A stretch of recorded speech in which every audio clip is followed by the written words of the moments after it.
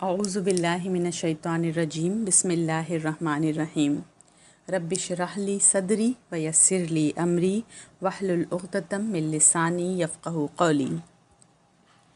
الادعیۃ النوم والاستیقاظ یعنی سونے اور جاگنے کی دعائیں۔ آج کی حدیث نمبر 45 عن ابی ہریرہ رضی اللہ عنہ قال قال رسول اللہ صلی اللہ علیہ وسلم اذا اوى احدکم الى فراشہ فلینقض فراشہ بداخلۃ ازارہ فانہ لا یدری ما خلفہ علیہ ثم یقول بسمک ربی وضعت جنبی وبک ارفعہ ان امسکت نفسی فارحمها وان ارسلتها فاحفظها بما تحفظ به عبادک الصالحین، متفق علیہ۔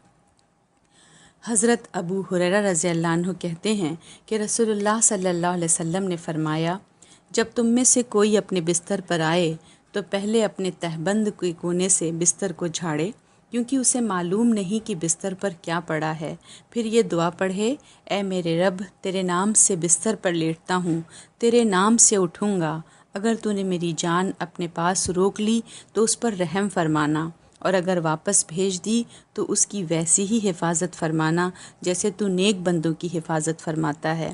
اسے بخاری اور مسلم نے روایت کیا ہے۔ بخاری، مسلم اور سنن اربعہ وغیرہ میں یہ روایت الفاظ کے معمولی اختلاف کے ساتھ مروی ہے۔ نیند میں روح کے قبض کر لیے جانے اور بیداری کے وقت واپس لوٹا دیے جانے کا اشارہ قرآن کریم میں بھی ہے۔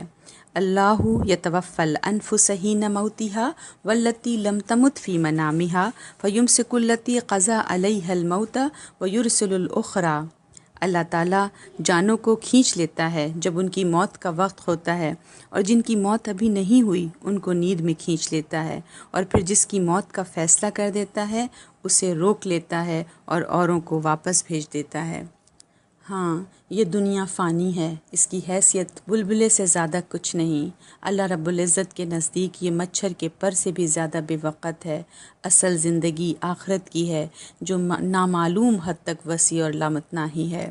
رات کو سوتے سوتے ہم اللہ تعالیٰ کی رحمت کو پکار کر سوئیں کہ پتہ نہیں ہمارا جو نام ہے وہ کس لسٹ میں ہے، کن روحوں کی لسٹ میں ہے، لوٹائے جانے والی یا باقی رکھنے والی۔